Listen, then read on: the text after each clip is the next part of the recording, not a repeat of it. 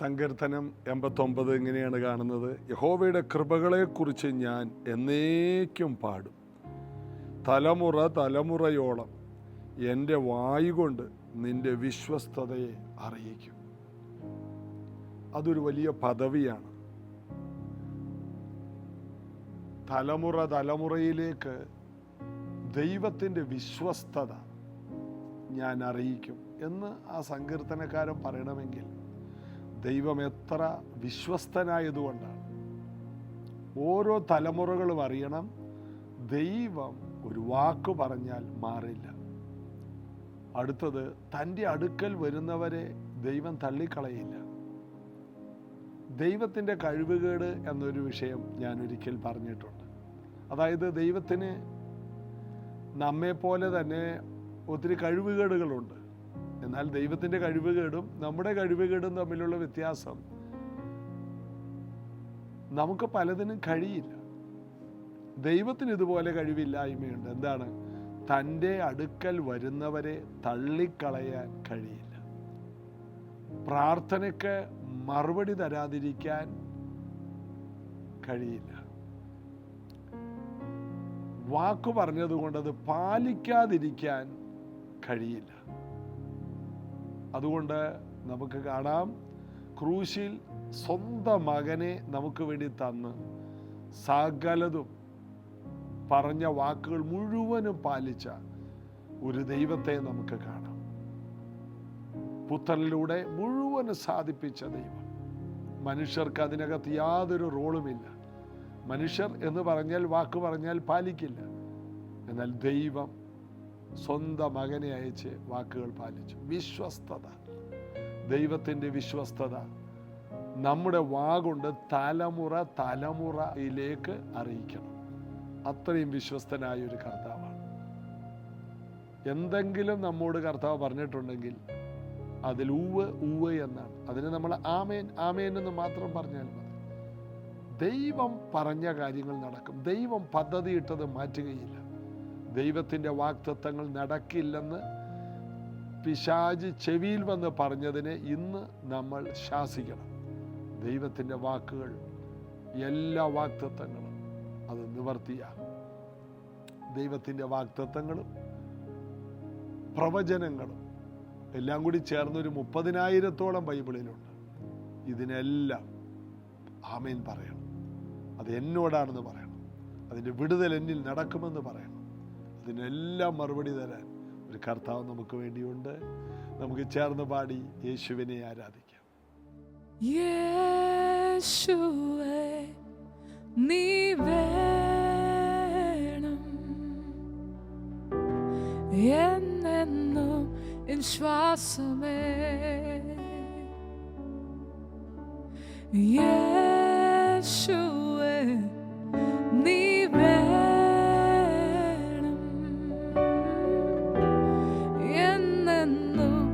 ശ്വാസമേ. പ്രാണനേക്കാൾ നീ വേണം അരികിലെന്നു. നീ വേണം നിഴലിനേക്കാൾ നീ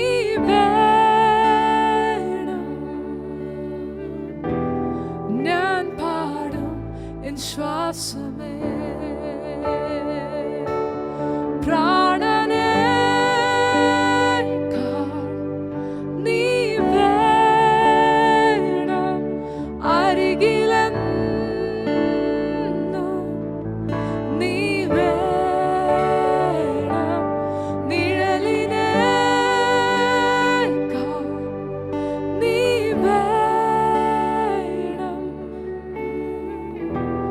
ഞാൻ പാടും എൻ ശ്വാസമേ. യേശുവേ യേശുവേ നീ വേണം എന്നെന്നും എൻ ശ്വാസമേ.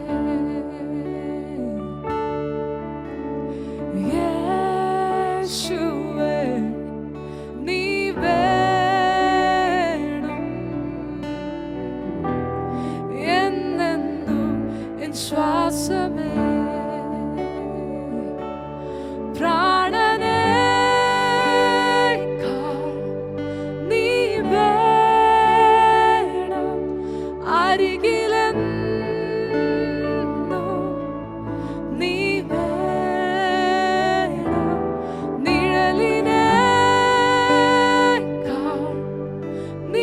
വേണം.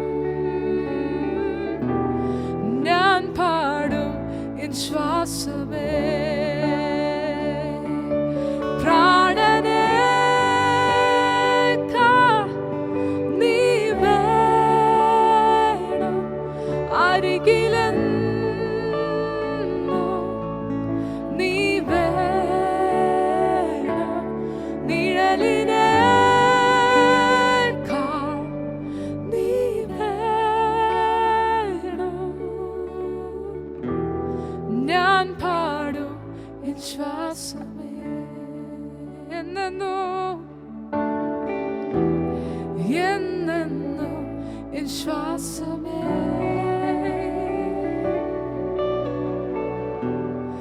എന്നെന്നും എൻ ശ്വാസമേ.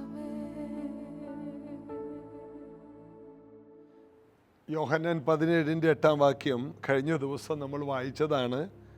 നീ എനിക്ക് തന്ന വചനം ഞാൻ അവർക്ക് കൊടുത്തു. യേശുവിൻ്റെ കയ്യിൽ പിതാവ് എന്ത് കൊടുക്കുന്നുവോ അതെല്ലാം തൻ്റെ മക്കൾക്ക് കൊടുക്കും. നീ എനിക്ക് തന്ന വചനം ഞാൻ അവർക്ക് കൊടുത്തു. അടുത്തത്, അവർ അത് കൈക്കൊണ്ടു. ഈ ലഭിച്ച വചനം, പിതാവേ ഞാൻ നിന്നിൽ നിന്ന് പ്രാപിച്ച വചനം അവർക്ക് കൊടുത്തപ്പോൾ അവരതിനെ കൈക്കൊണ്ടു. ഞാൻ നിന്റെ അടുക്കൽ നിന്ന് വന്നിരിക്കുന്നു എന്ന് സത്യമായിട്ട് അറിഞ്ഞും നീ എന്നെ അയച്ചു എന്ന് വിശ്വസിച്ചും ഇരിക്കുന്നു.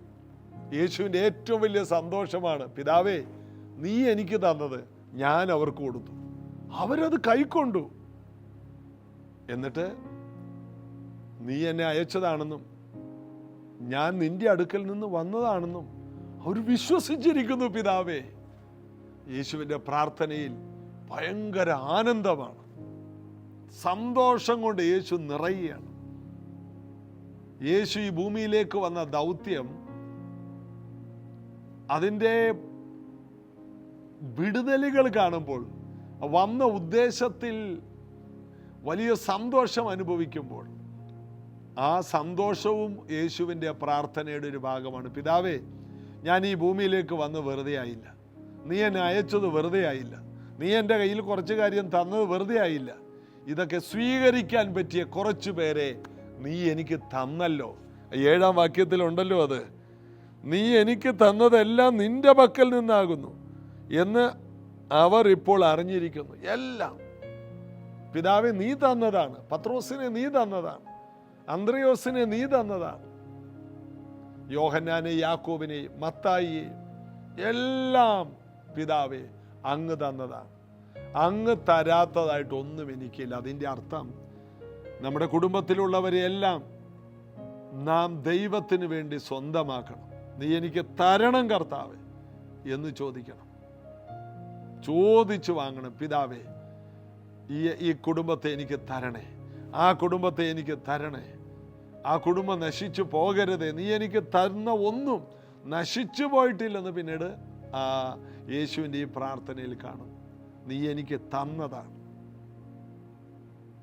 നീ എനിക്ക് തന്നതെല്ലാവർക്കും നീ എനിക്ക് തന്ന വചനം കൊടുത്തു. അവരത് സ്വീകരിച്ചു. ഞാൻ പറഞ്ഞത് പലരും വിമർശിച്ചു, ഞാൻ പറഞ്ഞത് പലരും കൈക്കൊണ്ടില്ല. എന്നാൽ നീ എനിക്ക് തന്നവർ അത് സ്വീകരിച്ചു. പിതാവ് പുത്രനെ ഏൽപ്പിച്ച ആൾക്കാർ ആരാണെന്ന് മനസ്സിലാവും. എന്താണ്? ദൈവവചനം കൈക്കൊള്ളുകയും ദൈവഹിതപ്രകാരം മുന്നോട്ട് പോവുകയും ചെയ്യും. ഒരു സഭയിൽ തന്നെ ദൈവം തന്നവരാരാണെന്ന് ആ സഭയിലെ പാസ്റ്റർക്ക് മനസ്സിലാവും. കാരണം ആ സഭയിൽ അവർ വിധേയപ്പെട്ട് ആ സഭയെ ബഹുമാനിച്ച് അവിടുത്തെ എല്ലാ കാര്യങ്ങളെയും വളരെ ഭയഭക്തിയോടെ അവർ സ്വീകരിക്കുകയും അതിൻപടി മുന്നോട്ട് പോവുകയും ചെയ്യും. അവരെ കാണുമ്പോഴേ അറിയാം അവർ ബഹുമാനിക്കുന്നത് പിതാവിനെയാണ്.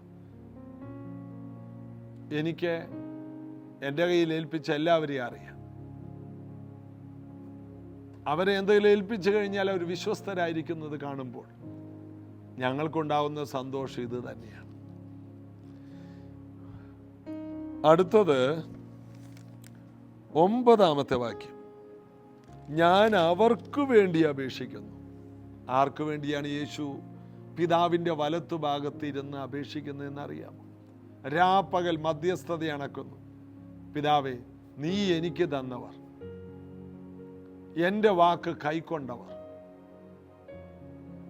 എന്നെ ക്രിസ്തുവായി വിശ്വസിച്ച് ഏറ്റെടുത്തവർ, അവർക്ക് വേണ്ടി അപേക്ഷിക്കുന്നു. അപ്പോൾ യേശു കർത്താവിൻ്റെ പ്രാർത്ഥനയ്ക്ക് മറുപടിയുണ്ടോ? മറുപടിയാണ്. ആർക്കു വേണ്ടിയാണ് യേശു അപേക്ഷിക്കുന്നത്? യേശുവിൻ്റെ വചനം സ്വീകരിച്ച, യേശുവിനെ വിശ്വസിച്ചവരെ, അവരെയാണ് യേശു മധ്യസ്ഥ പ്രാർത്ഥനയിൽ ഓർക്കുന്നത്. അതിൻ്റെ അർത്ഥം രക്ഷിക്കപ്പെട്ട ഒരു വ്യക്തി വളരെ സുരക്ഷിതരാണ്, ഭദ്രമായ ഒരു ജീവിതം അവർക്കുണ്ട്. കാരണം ശിമോനോട് യേശു പറയുന്നുണ്ട്, ശിമോനെ, സാത്താൻ നിന്നെ കോതമ്പ് പോലെ പാറ്റേണ്ടതിന് നോക്കുന്നുണ്ട്, തട്ടിക്കളിക്ക്. എന്നാൽ നിന്റെ വിശ്വാസം പോകാതിരിപ്പാൻ ഞാൻ നിനക്ക് വേണ്ടി അപേക്ഷിച്ചു. നീ തിരിഞ്ഞു വന്ന് ബാക്കിയുള്ളവരെയും കൂടി ഉറപ്പിക്കും. ഇപ്പോൾ നീ ഒന്ന് കറങ്ങി തിരിയുന്നുണ്ട്, നിനക്ക് ഇത്തിരി പിന്മാറ്റമൊക്കെ ഉണ്ട്. എന്നാൽ നീ അതെല്ലാം കഴിഞ്ഞ് നീ തിരിഞ്ഞു വരും. ബാക്കിയുള്ളവരെ കൂടി ഉറപ്പിക്കുന്ന ഒരു സീസൺ നിനക്കുണ്ടാകും. ഇന്ന് നീ ആടുന്ന ഒരു സീസണിലാണെങ്കിൽ നീ ഉറപ്പിക്കുന്ന ഒരു സീസണിലേക്ക് നീ കടന്നു വരും. കാരണം ഞാൻ നിനക്ക് വേണ്ടി പ്രാർത്ഥിക്കുന്നു. യേശു പറയുന്നു, പിതാവേ, ഞാൻ അവർക്ക് വേണ്ടി അപേക്ഷിക്കുന്നു. അടുത്തത്, ലോകത്തിന് വേണ്ടി അല്ല, നീ എനിക്ക് തന്നിട്ടുള്ളവർ നിനക്കുള്ളവർ ആകൊണ്ട് അവർക്ക് വേണ്ടി അത്രേ ഞാൻ അപേക്ഷിക്കുന്നത്. എത്ര ഭയങ്കര പ്രാർത്ഥനയാണ് കർത്താവിൻ്റെത്. നീ എനിക്ക് തന്നിട്ടുള്ളവർ, നീ എനിക്ക് തന്നവരെ എനിക്കറിയാം. അവരെൻ്റെ വാക്ക് കൈക്കൊണ്ടു. ആ വാക്ക് എൻ്റെ വാക്കല്ല, നീ എനിക്ക് തന്നതാണ്. ഓരോ ദിവസവും യേശു മലയിലോട്ട് പോയി പിതാവിൽ നിന്ന് പ്രാപിച്ച വാക്ക്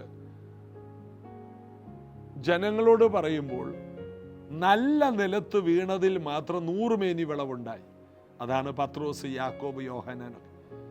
പരീശന്മാർ വഴിയറമ്പത്ത് വീണതുപോലെ, വേറെ ചിലർ പാറസ്ഥലത്ത് വീണതുപോലെ, മറ്റു ചിലരോ മുള്ളിനിടയിൽ വീണതുപോലെ. ഇത് കഠിനവാക്കെന്നും പറഞ്ഞു പോയവരൊക്കെ ഇല്ലേ? എന്നാൽ നല്ല നിലത്ത് വീണ വിത്താണ് പത്രോസിൻ്റെ, യാക്കോബിൻ്റെ, യോഹന്നാൻ്റെ ഹൃദയത്തിൽ വീണത്. അതിന് 100 മേനി വിളവുണ്ടായത്. നീ എനിക്ക് തന്നിട്ടുള്ളവർ നിനക്കുള്ളവരാകൊണ്ട് അവർക്ക് വേണ്ടി എത്ര അപേക്ഷിക്കുന്നത്. യേശുവിന് ഉറപ്പാണ്, പ്രാർത്ഥനയ്ക്ക് 100-ൽ 100 മറുപടിയാണ്. ഞാൻ അവർക്ക് വേണ്ടി അപേക്ഷിക്കുന്നു. പിതാവേ, ഞാൻ പരീശന്മാർക്ക് വേണ്ടിയോ മഹാപുരോഹിതന്മാർക്ക് വേണ്ടിയോ പീലാത്തോസിൻ്റെ മാനസാന്തരത്തിന് വേണ്ടിയോ ഒന്നും ഞാൻ അപേക്ഷിക്കുന്നില്ല. നീ എനിക്ക് തന്നവർ, അവർ യെരൂശലേമിലുള്ള സമ്പന്നരല്ല, വിദ്യാസമ്പന്നരുമല്ല, വെറും സാമാന്യരും പഠിപ്പില്ലാത്തവരുമാണെങ്കിലും നിന്റെ വചനം ഞാൻ അവർക്ക് കൊടുത്തപ്പോൾ അവർ പൂർണ്ണ ഹൃദയത്തോടെ അവർ സ്വീകരിച്ചു. അതുകൊണ്ട് അവരുടെ ഉള്ളിൽ ഇത് 100 മേനി വിളവാക്കി തരണേ. അവർ ഭൂമിയെ കീഴ്മേൽ മറിക്കുന്നവരായി മാറണം. ഞാൻ അവർക്ക് വേണ്ടി അപേക്ഷിക്കുന്നു, ലോകത്തിന് വേണ്ടിയല്ല. ലോകമെന്ന ഒറ്റ വാക്ക് അവിടെ യേശു ഉപയോഗിക്കുന്നുണ്ട്. ലോകത്തിന് വേണ്ടിയല്ല, നീ എനിക്ക് തന്നിട്ടുള്ളവർ, എനിക്ക് തന്നിട്ടുള്ളവരും ലോകവും രണ്ടാക്കി മാറ്റി. ലോകം, അതിനകത്ത് മഹാപുരോഹിതന്മാർ വരും, പരീശന്മാർ വരും, യഹൂദന്മാർ വരും, യവനന്മാർ വരും, ശമരിയക്കാർ വരും, റോമാക്കാർ വരും. എല്ലാം കൂടി ചേർത്ത് ഒറ്റ വാക്ക് ലോകം. യേശുവിനെ സ്വീകരിച്ചവരോ സഭ. അപ്പോൾ 3 കൂട്ടരുണ്ട് ഇന്ന് ഭൂമിയിൽ. എന്തൊക്കെയാണ്? ലോകം, യഹൂദൻ, സഭ. പ്രവചനങ്ങൾ മുഴുവൻ ആർക്കൊക്കെയാണ്? 1 യഹൂദന്, 2 സഭയ്ക്ക്. അല്ലെങ്കിൽ 1 സഭയ്ക്ക്, 2 യഹൂദന്, 3 ലോകത്തിന്. യഹൂദനുള്ള പ്രവചനം ഭൂമിയോടെ തീരും. ലോകത്തോടുള്ള പ്രവചനം അടയാളങ്ങളൊക്കെ കാണിച്ചു കൊടുക്കും. ഇതിൽ വിശ്വസിച്ചാൽ അവർക്ക് ഗുണം, അല്ലെങ്കിൽ കഷ്ടകാലം. നിനവയിൽ ചെന്ന് യോന പറഞ്ഞതുപോലെയുള്ള പ്രവചനം ചില ദിവസങ്ങൾക്കുള്ളിൽ നിങ്ങളുടെ തീരുമാനമായി നിങ്ങളെക്കുറിച്ച് നിങ്ങൾ തീർന്നു. എന്നാൽ സഭയെക്കുറിച്ചുള്ള പ്രവചനം മുഴുവനും ഇവിടെ കയറി വരിക, മേലാൽ സംഭവിക്കാനുള്ളത് എന്ന് പറഞ്ഞ് യോഹന്നാൻ കണ്ടതുപോലെ അതിശ്രേഷ്ഠമായ ഒരു മണവാട്ടിയുടെ ഒരുക്കമാണ് അവിടെ കാണുന്നത്. ഏറ്റവും പ്രയോജനമുള്ള, ദൈവത്തിൻ്റെ ഏറ്റവും ഇഷ്ടമുള്ള, ദൈവത്തിൻ്റെ സ്വപ്നമായ സഭ, അത് ഈ ലോകത്തിൽ നിന്ന് തിരഞ്ഞെടുക്കപ്പെട്ടവരാണ്. നിങ്ങൾ ലോകക്കാരായിരിക്കാതെ ഞാൻ നിങ്ങളെ ലോകത്തിൽ നിന്ന് തിരഞ്ഞെടുത്തു. ഇപ്പോൾ നിങ്ങൾ എൻ്റെ വചനം കൈക്കൊണ്ടു. ഒറ്റ കാരണമാണ് നമ്മൾ ലോകക്കാരിൽ നിന്ന് മാറിയത്. നമ്മൾ വചനം സ്വീകരിച്ചു. എല്ലാ ദിവസവും രാവിലെ എഴുന്നേറ്റ് ജീസസ് എവരിഡേ എന്തുകൊണ്ടാണ് കേൾക്കുന്നത്? നമ്മുടെ ഹൃദയത്തിൽ ദൈവവിളി കിടപ്പുണ്ട്. ദൈവവിളി ഉള്ളത് കൊണ്ടാണ്. നമ്മൾ നല്ലവരായതുകൊണ്ടല്ല, നമുക്ക് വചനം അറിയാവുന്നതുകൊണ്ടൊന്നുമല്ല കേട്ടോ. നമ്മൾ ഭയങ്കര തീരുമാനശേഷിയുള്ളവർ ആയിട്ടല്ല. നമ്മെ ദൈവം തിരഞ്ഞെടുത്തു, നിത്യജീവനായിട്ട് തിരഞ്ഞെടുത്തു. അപ്പോസ്തല പ്രവൃത്തിയിൽ വായിക്കുന്നു, നിത്യജീവനായി നിയമിക്കപ്പെട്ട എല്ലാവരും വിശ്വസിച്ചു. നിത്യജീവൻ, എല്ലാവരും ഒന്ന് പറഞ്ഞ നിത്യജീവൻ. എന്നിൽ വിശ്വസിച്ച് ഇവർക്ക് വേണ്ടി ഞാൻ അപേക്ഷിക്കുന്നു, ലോകത്തിന് വേണ്ടിയല്ല. അപ്പൊ ലോകം എന്ന് പറഞ്ഞ വാക്കിൽ യഹൂദനും ജാതികളും എല്ലാം കൂടി ഒന്നായി. എന്നാൽ ഞാൻ തിരഞ്ഞെടുത്തതാണ് സഭ, എൻ്റെ ശരീരം, എൻ്റെ മണവാട്ടി. എത്ര വലിയ പദവിയാണ്! നമുക്ക് വേണ്ടി രാപ്പകൽ പ്രാർത്ഥിക്കുന്ന ഒരു കർത്താവുണ്ടെന്ന് 2000 വർഷമായിട്ട് ഉറങ്ങാത്തവനും മയങ്ങാത്തവനുമായി പിതാവിൻ്റെ വലത്ത് ഭാഗത്ത് ഇരുന്നു കൊണ്ട് നമുക്ക് വേണ്ടി ഈ പ്രാർത്ഥന തുടർന്നുകൊണ്ടേയിരിക്കുകയാണ്. അതിൽ നിന്ന് മനസ്സിലാക്കുന്നത് ദൈവം എല്ലാ നാമത്തിലും മേലായ നാമം കൊടുത്ത കർത്താവിൻ്റെ ഏറ്റവും വലിയ പദവിയാണ് പ്രാർത്ഥന. പ്രാർത്ഥന എന്ന് പറഞ്ഞ ഒരു ബോറ് പരിപാടിയല്ല, ഒരു പദവിയാണ്, ഒരു ഭയങ്കര അധികാരമാണ്. പ്രാർത്ഥിക്കുന്ന വ്യക്തി അറിയണം, ഞാൻ ഭയങ്കര പദവിയിലാണ് ഇരിക്കുന്നത്. രാജാതി രാജാവിനോട് സംസാരിക്കുവാൻ എനിക്ക് ഏറ്റവും അടുത്ത്, ദൈവത്തിൻ്റെ ഏറ്റവും അടുത്തിരിക്കാനുള്ള പദവിയുണ്ട്. അതാണ് പ്രാർത്ഥന. പ്രാർത്ഥന വെറും കൈത് കൂട്ടി ഏഴയും പൊടിയുമായ എന്ന് പറയുന്നതല്ല, അതൊരു പദവിയാണ്. പ്രാർത്ഥന ഒരു പദവിയാണ്. ആ പദവി ലഭിച്ച പലരും ആ പദവി ഉപയോഗിക്കുന്നില്ല എന്നുള്ളത് സങ്കടമാണ്. ഇന്നിതെല്ലാം കേൾക്കുമ്പോൾ ഇതെൻ്റെ പദവിയാണ്, എൻ്റെ യേശു സ്വർഗത്തിൽ ഇത് തുടരുന്നെങ്കിൽ, ഉയർത്തെഴുന്നേറ്റ രാജാതി രാജാവ് അത് തുടരുന്നെങ്കിൽ, എനിക്കും ഈ പ്രാർത്ഥന എന്നുള്ളത് എപ്പോഴും തുടരുവാൻ ഞാനും എന്നെ സമർപ്പിക്കുന്നു എന്ന് പറയുവാൻ ഇന്നത്തെ ധ്യാനം കാരണമാകട്ടെ. പ്രാർത്ഥിക്കാം. കർത്താവേ, പ്രാർത്ഥന എന്ന കൃപയിലേക്ക് ഞങ്ങൾക്കും കൂടി ഒന്ന് വരാൻ, ഞങ്ങളെ പ്രാർത്ഥിക്കാൻ ശക്തീകരിക്കണേ. പ്രാർത്ഥനയുടെ ആത്മാവിൽ ഞങ്ങളെ നിറയ്ക്കണം. ഈ വചനങ്ങൾ മുഴുവനും പ്രാർത്ഥനയ്ക്കായി ഞങ്ങളെ ചൂടുപിടിപ്പിക്കുന്നതാകട്ടെ. 24 മണിക്കൂർ 365 ദിവസവും പിതാവിൻ്റെ വലത്തുഭാഗത്തിരുന്ന് ഞങ്ങൾക്ക് വേണ്ടി അപേക്ഷിക്കുന്ന യേശുവേ, അതുപോലെ ഈ ഭൂമിയിൽ പ്രാർത്ഥിക്കാൻ ഞങ്ങളെ ശക്തീകരിക്കണം. ഏറ്റവും വലിയതാണല്ലോ കർത്താവെ അങ്ങ് തിരഞ്ഞെടുത്തത്. ഏറ്റവും വിലയേറിയ ജോലി അങ്ങ് തിരഞ്ഞെടുത്തല്ലോ. ഇതൊരു പദവിയാണല്ലോ. ഞങ്ങൾക്ക് ഈ പദവി തരണേ. കൂടെ ഇരിക്കാൻ, പിതാവിനോടൊപ്പം ഇരിക്കുവാൻ, പരിശുദ്ധാത്മാവിനോടൊപ്പം സഞ്ചരിക്കുവാൻ, യേശുവേ അങ്ങയോട് പറ്റിച്ചേർന്നിരിപ്പാൻ 3 ദിവസമല്ല, ജീവിതകാലം മുഴുവൻ ഹാനോക്കിനെ പോലെ സഞ്ചരിപ്പാൻ ഞങ്ങളെ സമർപ്പിക്കും. കൃപ പകരണം. ഇത് കേൾക്കുന്ന എല്ലാവർക്കും ഒരു പ്രാർത്ഥനയുടെ അഭിഷേകം ഉണ്ടാകട്ടെ, യേശുവിൻ നാമത്തിൽ. ആമേൻ. നമുക്ക് വേണ്ട ഏറ്റവും വലിയ അനുഗ്രഹമാണ്. ആ പദവിയുണ്ട്, നമ്മൾ ഉപയോഗിക്കുന്നില്ല. യേശുവിന് ലഭിച്ച ആ പദവി വളരെ വിശ്വസ്തനായിട്ട് താൻ ഉപയോഗിക്കും. ഭൂമിയിൽ താൻ വിശ്വസ്തനായിരുന്നു. ഉയർത്തെഴുന്നേറ്റ് പിതാവിൻ്റെ വലത്ത് ഭാഗത്ത് ഇന്നും യേശു കർത്താവ് വിശ്വസ്തനാണ്. ആ കർത്താവിൽ നമുക്ക് ജീവിക്കാം, സന്തോഷിക്കാം. ജീസസ് എവരിഡേ എല്ലാ ദിവസവും തുടരുന്നതായിരിക്കും. God bless you.